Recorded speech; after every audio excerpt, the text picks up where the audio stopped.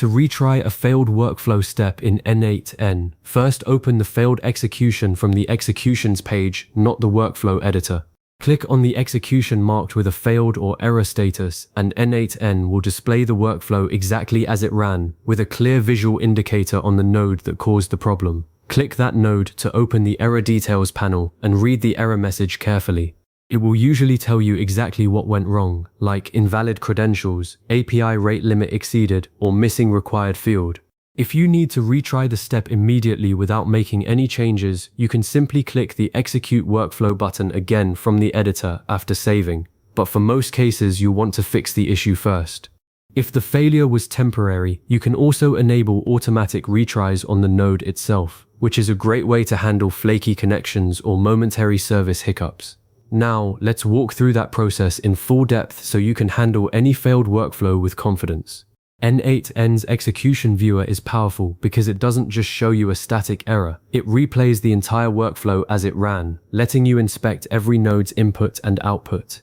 When you click on the failed node, you'll see the error message, the request that was sent, and any response data from the external service. For example, if you were connecting to a Google Sheets node and your credentials had expired, the error might say invalid grant, account not found. That tells you exactly what to fix. But here's a common pitfall. The failing node isn't always the source of the problem. Click on the node just before it and review its output. If that node passed along bad data, like a missing spreadsheet ID or a malformed expression, then the subsequent node will fail because it received invalid input. Always check the data flowing into the failed step, not just the step itself. Once you've identified the root cause, return to the workflow editor and locate that node. For manual retries, you don't need to do anything special, just correct the configuration. Maybe you need to update an API key, fix a spreadsheet ID, rewrite an expression, or re-authenticate a service. Click Save, then click Execute Workflow again. Watch each node execute in sequence. The previously failed node should now complete successfully. But don't stop there. Verify every downstream node too. It's possible that fixing one issue introduced another, like changing the structure of an output that another node was expecting. Review the outputs of each critical node, especially those that write to external applications. Open Google Sheets, Gmail, Slack, or whatever service your workflow touches, and confirm that the changes actually happened. Don't trust n8n's green checkmark alone. Trust the real-world result.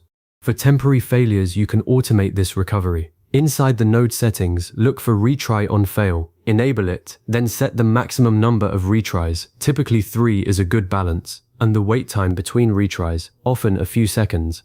This tells n8n to automatically reattempt that node if it fails, which is perfect for when an API is momentarily rate limiting your requests, or a network blip interrupts the connection. Just be careful not to set it too high on nodes that create records, or you might end up with duplicate entries.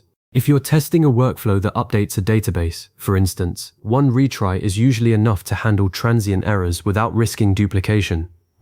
After you've run the workflow successfully once, test it again with different data. Use values that vary, different customer records, empty fields, large datasets. This reveals edge cases that a single test won't catch. If a node fails again under new conditions, go back to the execution viewer and compare the two runs. Notice where the data diverged and what changed between a successful and a failed execution. This comparison is one of the most effective debugging techniques in n8n. Over time, you'll build a mental library of common failure patterns and their fixes. Finally, make it a habit to routinely check the executions page, especially for production workflows. Look for repeated failures, slow execution times, or nodes that frequently trigger retries. If a node keeps failing for the same reason, don't just rely on retries. Investigate the root cause. A permanent configuration issue won't be solved by retrying. It needs a proper fix. And always save your workflow after every significant change. It's a small step that prevents losing hours of work. So now you know exactly how to retry failed workflow steps in n8n. Open the failed execution, identify the failed node, review the error and previous node's data, fix the issue or enable automatic retries, rerun the workflow, and verify the results inside both n8n and the connected applications. This process turns every failure into a learning opportunity and helps you build automations that are genuinely resilient. If you ever need a refresher, just come back to this video and follow along again step by step.